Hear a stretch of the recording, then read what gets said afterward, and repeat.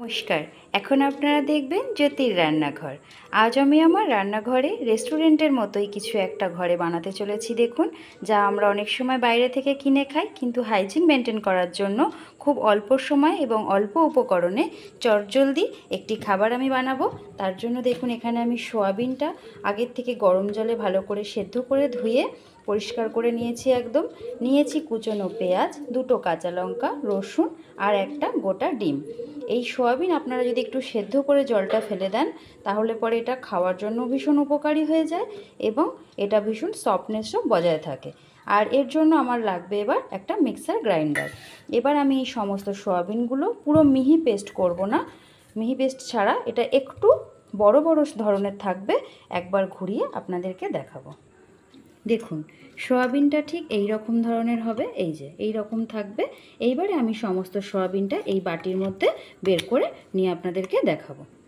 এই সময়ের মধ্যে এখানে আমি বাটিতে একটা গোটা ডিম ভেঙে নেব, দিয়ে দেব 1 চিমটি পরিমাণে রক সল্ট দিয়ে দাও।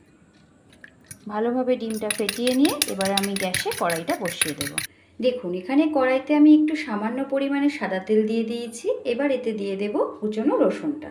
এখানে আমি 2 কোয়া রসুন নিয়েছি। রসুনটা সামান্য একটু নেড়ে নিয়ে এবারে আমি দিয়ে দেব কুচিয়ে রাখা পেঁয়াজটা। পেঁয়াজটা সামান্য একটু নরম হওয়া পর্যন্ত অপেক্ষা করে নেব, দিয়ে তারপরে এতে দিয়ে দেব কাঁচা লঙ্কা কুচনো।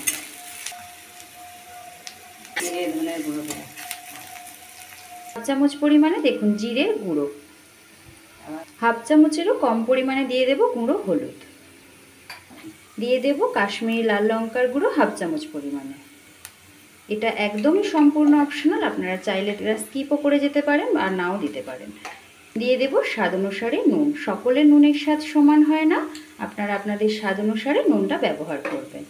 এইবার এই মশলাটা আমি কিছুক্ষণ কাঁচা গন্ধ যাওয়া পর্যন্ত একটু নেড়ে নেব।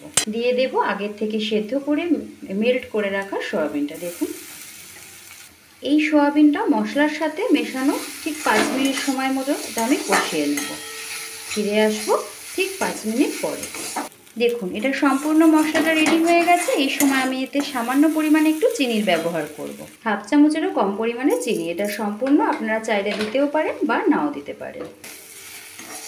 এইবারে আমি গ্যাসের ফ্লেমটা বন্ধ করে এটা নামিয়ে রেডি করে আপনাদেরকে দেখাবো। দেখুন, পুরটা সম্পূর্ণ আমি ঠান্ডা করে নিয়েছি এখানে। এইবারে আমি বাকি প্রসেসগুলো চালু করব। দিয়ে দেব 1 চামচ পরিমাণে সাদা তেল। এইবার তেলটি গরম হয়ে গেছে, দিয়ে দেব আগে থেকে ফেটিয়ে রাখা ডিমটা। ডিমটা ঠিক এইভাবে ঘুরিয়ে সামান্য একটু বড় করে নেব। দেখুন, ডিমটা সামান্য একটু ভেজে নিয়েছি, অল্প ওপরে ওপরে আছে। এবার দিয়ে দেব আগে থেকে রেডি করে রাখা সোয়াবিনের পুরটা। ঠিক যেরকম করে পাটিসাপটা পিঠে করা হয় সেইভাবেই দেব।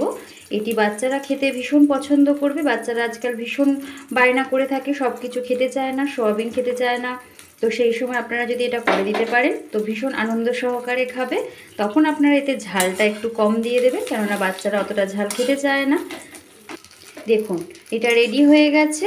ঠিক এইভাবে দুটো পিঠ উল্টে পাল্টে একটু ভালো করে লাল লাল করে ভেজে নিলেই খেতে ভীষণ সুস্বাদু হয়ে থাকে। এবার আমার চ্যানেলটি আপনারা অনেকেই অনেক দূর দূর থেকে দেখেন।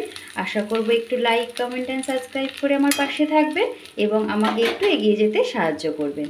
এইবারে আমি গ্যাসের ফ্লেমটা বন্ধ করে জিনিসটা রেডি করে আপনাদেরকে দেখাচ্ছি।